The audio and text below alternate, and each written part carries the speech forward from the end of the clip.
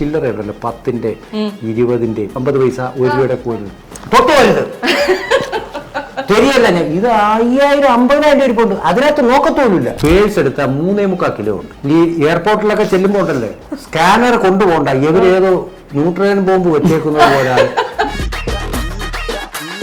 ഒരു മാസം 3000-ലധികം കത്തുകൾ വീട്ടിലേക്ക് വന്നുകൊണ്ടിരുന്ന ഒരാളാണെന്നുള്ളത്, എന്നിട്ട് ഇതിനൊക്കെ മറുപടി കൊടുക്കാൻ ഒരാളെ വെച്ചിട്ടുണ്ടായിരുന്നു. തീർച്ചയായിട്ടും അത്രയും സീരിയസ് ആയിട്ട് തിരിച്ചയക്കുമായിരിക്കും, നമ്മൾ വായിക്കുന്നൊക്കെയുള്ള വിശ്വാസത്തിലല്ലേ. അവരിരുന്ന് എഴുതുന്ന ആ ഒരു മാനസികാവസ്ഥയെ കുറിച്ച് നമ്മൾ ആലോചിക്കണം. ഭദ്രൻ സാറിന്റെ ഒരു ഇന്റർവ്യൂ ഞാൻ എടുത്തപ്പോ സാർ എന്നോട് പറയായിരുന്നു, സ്ഫടികം സിനിമയിലെ ഉർവശിക്ക് പകരം മറ്റൊരു നടിയില്ല, മലയാള സിനിമയിൽ അത് ചെയ്യാൻ പറ്റുന്ന മറ്റൊരു നടിയേ ഇല്ല എന്ന്. മീര ജാസ്മിന്റെ ഇന്റർവ്യൂ എടുത്തപ്പോ മീര ജാസ്മിൻ പറഞ്ഞു, അച്ഛന്റെ അമ്മയിലെ ആ ഡയലോഗുകളെല്ലാം ഉർവശി അപ്പൊ കയ്യിൽ നിടുകയാണ്, ഇതൊക്കെ എവിടെ നിന്ന് വരുന്നെന്ന് നമുക്കറിയില്ല.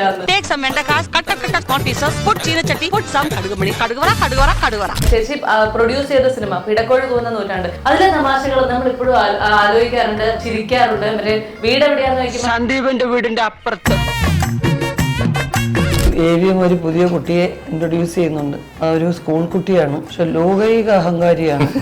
ഡയറക്ടർ ഇങ്ങോട്ട് വിളിച്ചാൽ അങ്ങോട്ട് പോകും. അപ്പൊ ചേച്ചി ഇത് കണ്ടപ്പോ ചേച്ചിക്ക് പ്രതികരിക്കണം തോന്നിയില്ല? എനിക്ക് ആ പടം 14 വയസ്സോ 14 വയസ്സോ എല്ലാം കറക്റ്റ് ആയിട്ടില്ല. ആണോ, എന്നാ കണക്കായി പോയി.